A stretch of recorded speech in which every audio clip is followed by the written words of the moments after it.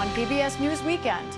In Gaza, a tipping point. As deaths from hunger rise and global pressure builds, Israel announces it will begin airdrops of humanitarian aid tonight. Then, a big birthday and a big moment for the Postal Service, 250 years old and now navigating far more than snow, rain, heat, and gloom of night.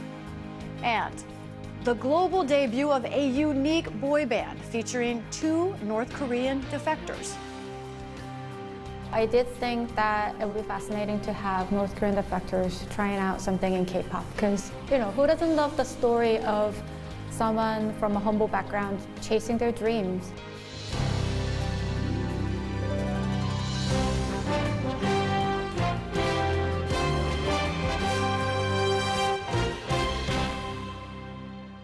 Major funding for PBS News Weekend has been provided by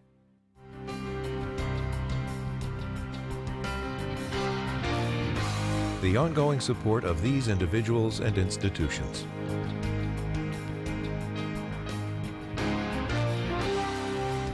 And friends of the NewsHour.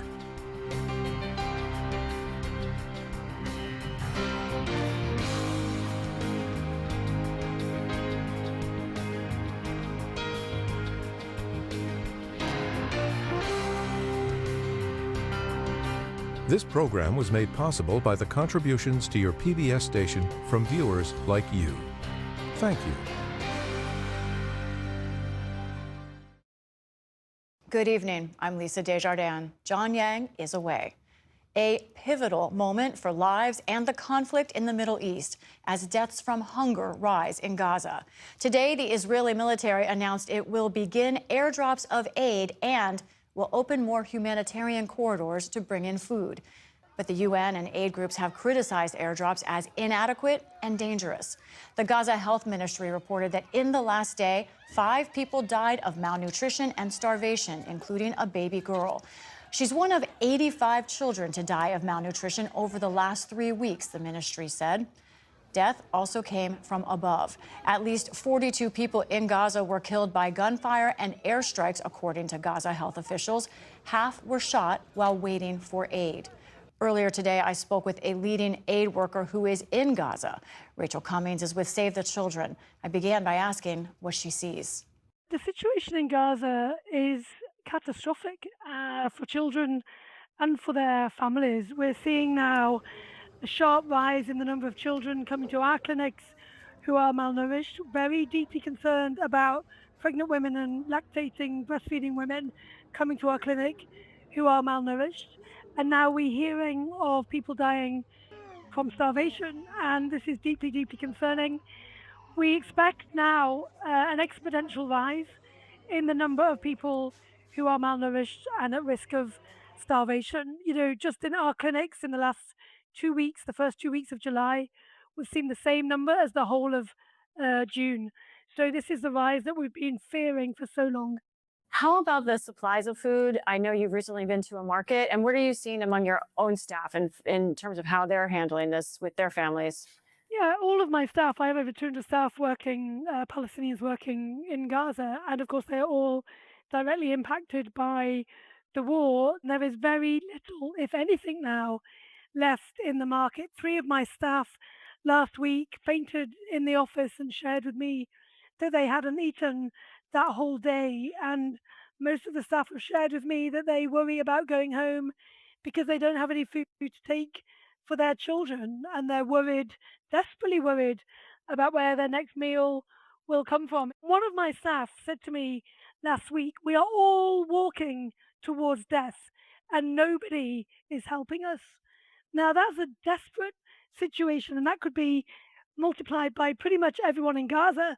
They know what is happening. They see themselves wasting away. I see them wasting away on a daily basis now. You have said just in the last day or so that you think this is a tipping point. What do you mean by that?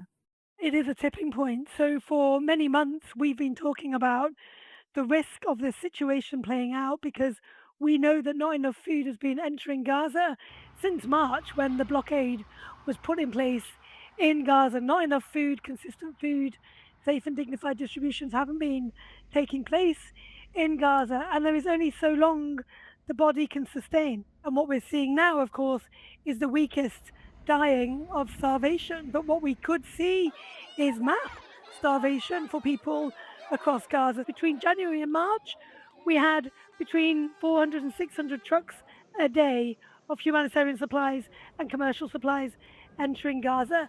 At the moment, it's less than 100, and for many months, it was nothing. So this is the result of the blockade, humanitarian supplies and food, essential food items, not entering Gaza. And as you said, people have been, since the end of May, forced into impossible choices of whether to stay hungry and risk their children starving, or risk their lives to go and get a bag of flour or a bag of pasta. This is the situation that we're now facing, and it's absolutely catastrophic. Do you sense there's a disconnect by those in power? This is atrocious conditions, and yet we continue to get deeper into these conditions. I've said it many times, it can't get worse for children, but actually it does, and it gets worse every single day for children. So there has to be a disconnect. You know, we need to stop bombing children. We need to allow children to eat food to sustain life. So there is a disconnect between people making decisions, people in power, and what is happening for children in Gaza. What do you think needs to happen now? This is a dire moment. The world needs to wake up. It feels like we've been sleeping or just watching this unfold, and yet it's been predicted for months over the course of the whole war what could happen, and we're now reaching, as I said, this tipping point. So we need the definitive ceasefire. We need to stop bombing children.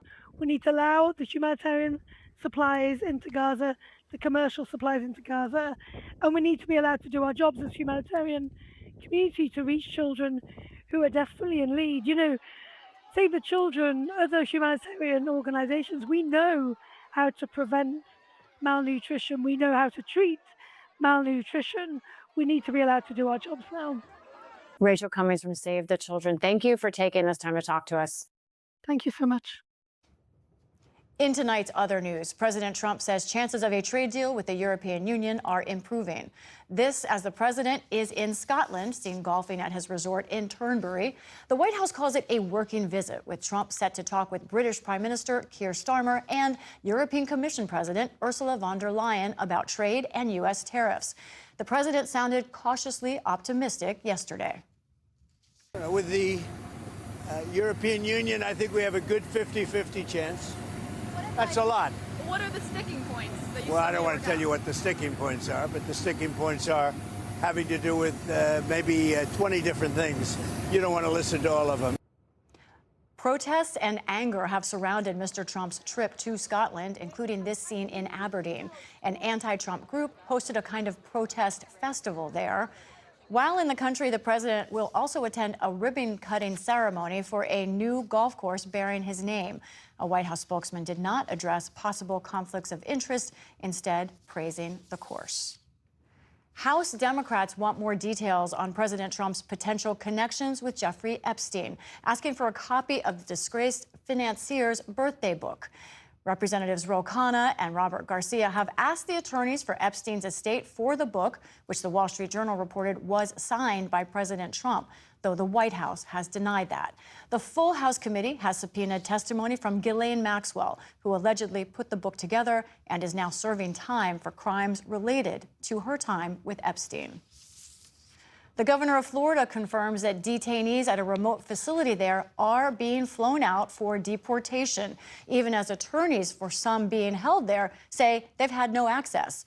Florida Governor Ron DeSantis said in the last day that several flights have taken off, transferring 100 detainees from the detention center known as Alligator Alcatraz to other countries. This despite outcry and a lawsuit filed by immigration attorneys who say they have not been able to check on or provide legal counsel to their clients. The state of Florida runs the facility. An official there said attorney visits did not begin because of, quote, technology problems. And the acting prime minister of Thailand said he agrees in principle to a ceasefire with Cambodia. The comments came as a deadly dispute between the two countries entered its third day. At least 33 people have been killed since the start of clashes, and more than 168,000 are displaced. The two countries have long fought over a disputed 500-mile frontier, and past clashes were often brief. Today, President Trump warned both countries on social media that if there is no ceasefire, the U.S. will not make trade deals with them. Still to come on PBS News Weekend, a pervasive but little discussed health condition for women. And the newest faces in K-pop. That includes two defectors from North Korea. This is PBS News Weekend from the David M. Rubenstein studio at WETA in Washington, home of the PBS NewsHour, weeknights on PBS.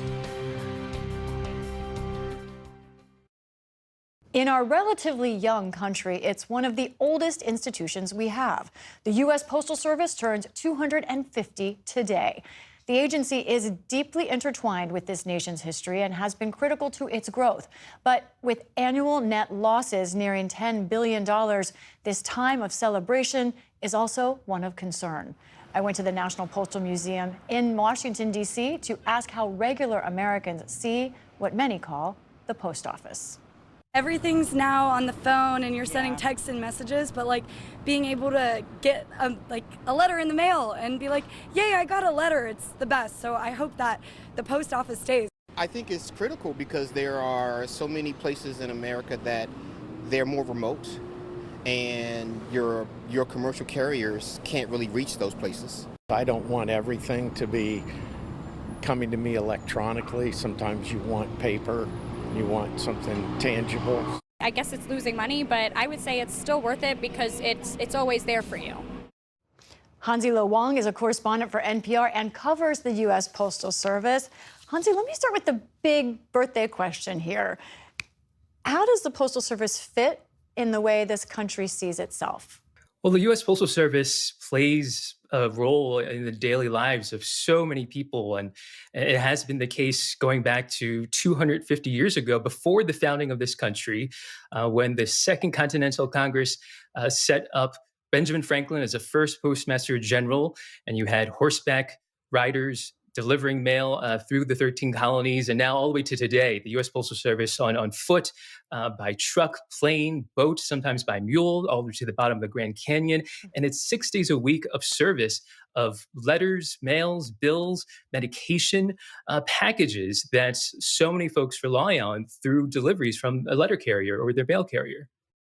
Now, the Postal Service is not going away. As you're saying, by law, it must deliver mail 6 days a week under current law, but the future's not clear. They operate almost entirely off of their own revenue, not taxpayer dollars. But can you help us understand the fiscal challenge here? Two main things to keep in mind is that first, the mail volume, the amount of mail in the system has been on the decline for about 2 decades, since 2006. And that's a really, really disruptive trend to a postal service that, like you said, generally receives no tax dollars to keep it running and relies on stamp sales and service fees. The other main thing to really keep in mind, kind of it's a little really in the weeds, but a really key part of why, if you were to look at the financial books of the Postal Service, why you see these losses, is that Congress passed really unique legal requirements for the Postal Service to pre-fund retirement benefits, health benefits for retired postal workers. So that has been really saddling the finances of a postal service that has also been seeing a changing United States with different ways of communicating. Now, the current Postmaster General has said just in the last week, he does not want to privatize. He wants to keep this as an independent agency.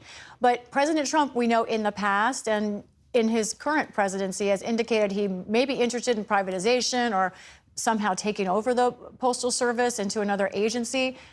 Does he have the power to do that potentially?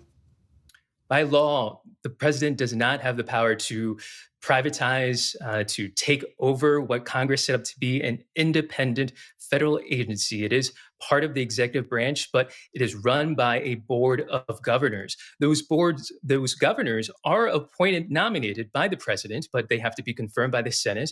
But ultimately, those governors are the ones who pick the Postmaster General, who really help guide the direction of the Postal Service, according to federal law and a lot of other requirements. And so all the talk coming from the Trump administration about potentially looking into privatizing or folding it into the Commerce Department, that's been another idea that's been floated. Those would run into legal challenges. Can you help us understand the stakes then for this debate over the future of the Postal Service, if it's able to stay as it is, or if it does need significant change? In the age of the internet, it can be really easy to take the Postal Service for granted, not even think about it. But there are so many people in the country, across the country, especially in rural communities, that depend on the Postal Service for their medication, to mail, to receive voting ballots, to receive payments. This is an infrastructure that the country still relies on, that the economy still relies on to send packages as well. It reaches every address in the country. And so the stakes are very high when you're talking about potentially dismantling it or changing it in any dramatic ways. So many people, so many parts of the country rely on it. But again, it is running into these challenges at a time when the country, how it communicates, is so different from when the Postal Service got started. Hansi Lo Wang, always illuminating talking with you. Thank you. You're welcome.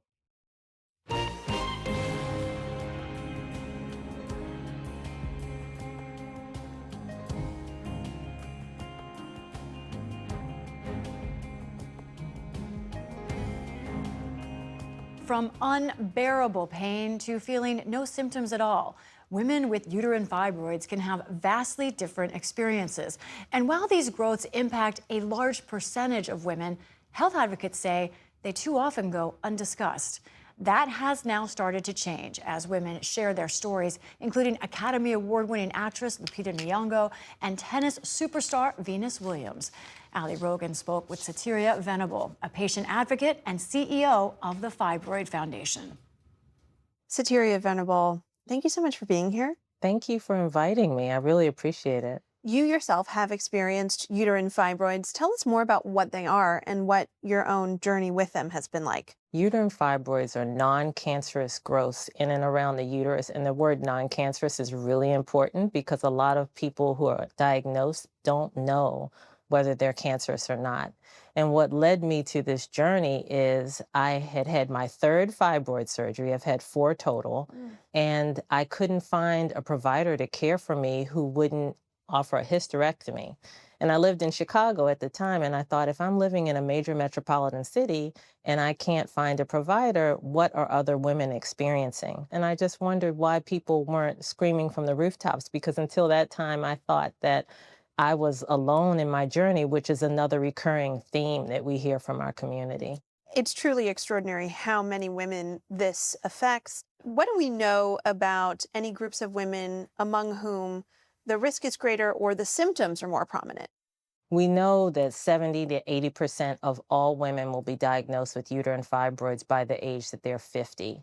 And there's a misnomer that it's primarily women of African descent, because we do know that women of all walks of life, all ethnicities have fibroids. What does the range of symptoms look like? It can be really exhaustive. Women have pain, they're gasping for air and don't really realize that their lung capacity has been reduced by the anemia. There can be complications. A lot of our community members find out that they have fibroids when they're either pregnant or trying to conceive. And then it becomes a real issue because sometimes, because of the surge in estrogen during pregnancy, the fibroids can grow as quickly as the fetus and sometimes crowd out the fetus and cause issues. What are the treatment options for this? So we have a few treatment options and some medical therapies that were approved during the pandemic that aren't widely known. If you're looking to conceive, the most frequently utilized therapy is a myomectomy, which can be either open incision in the abdomen, which is just really tough to recover from. And then the medical therapies, I really think about them as tools because they can help you to stabilize your body, to combat anemia, and to have your body recover to some degree while you're trying to understand what fibroids are and what treatment option I should pursue. But we really don't have enough treatment options for this, and hysterectomy, sadly, accounts for half of the 600,000 hysterectomies that occur annually in the United States. And as is so often the case, women's health research into it has been systematically underinvested in. What would the addition of investment, attention do to this ailment that affects so many women around the world?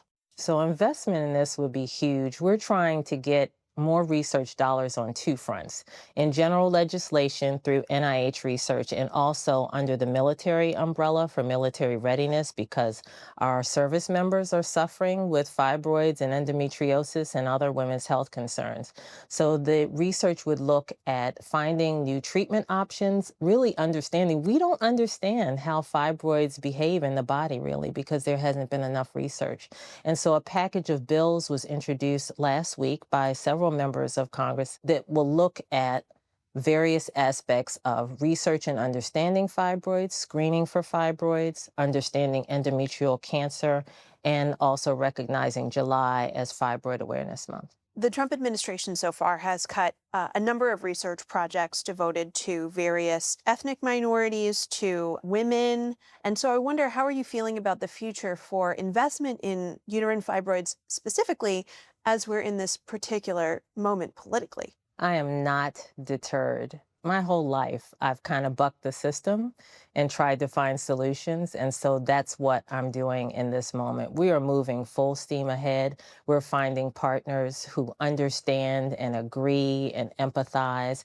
And I encourage anyone who doesn't really see this as a priority to go home and talk with the women and menstruators in your family. And whenever I invite anyone to do that, they come back and say, oh my God, I didn't know my mother had had a hysterectomy due to fibroids. I didn't know that my sister is suffering right now, or that she had birth complications. And it really opens their eyes to this issue. Sateria Venable, founder and CEO of the Fibroid Foundation, thank you so much. Thank you for having me.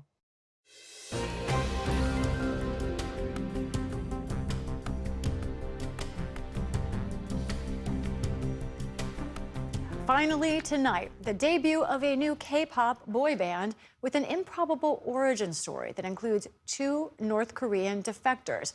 And a note for viewers, there is some flash photography in this piece.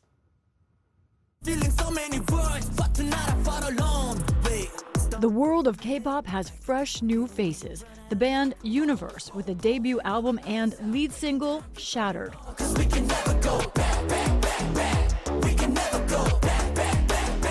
That's more than a pop hook, it's an anthem, especially to band member Yoo Hyuk.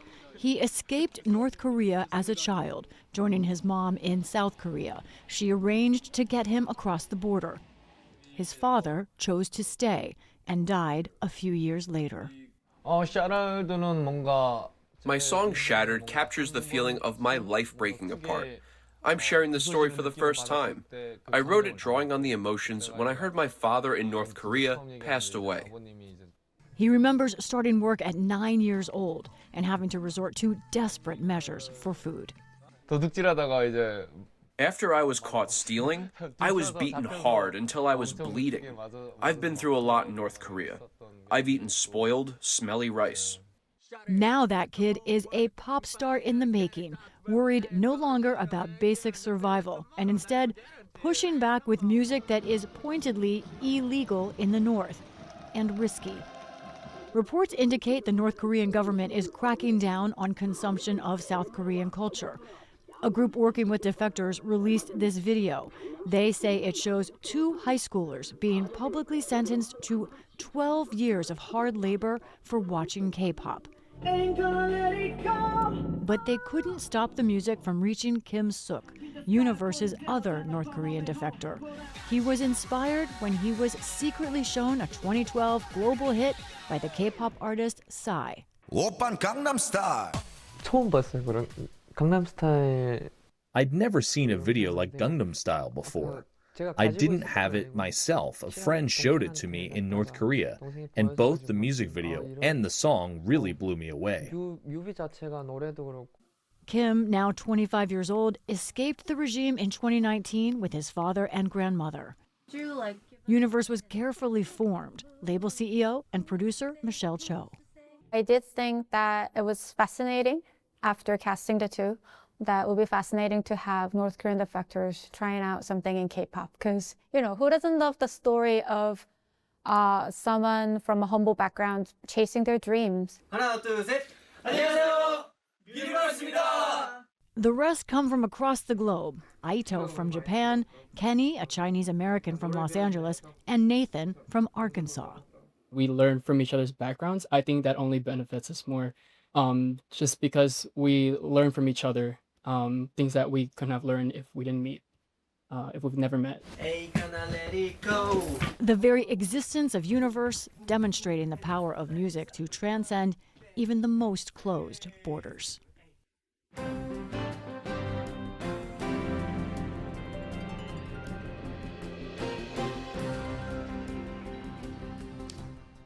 And that's our program for tonight. I'm Lisa Desjardins. For all of my colleagues here, thank you for joining us. See you tomorrow. Major funding for PBS News Weekend has been provided by. In 1995, two friends set out to make wireless coverage accessible to all. With no long-term contracts, nationwide coverage, and 100% U.S.-based customer support. Consumer Cellular. Freedom calls.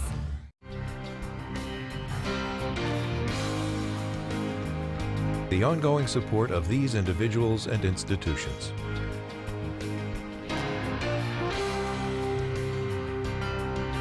This program was made possible by the contributions to your PBS station from viewers like you. Thank you.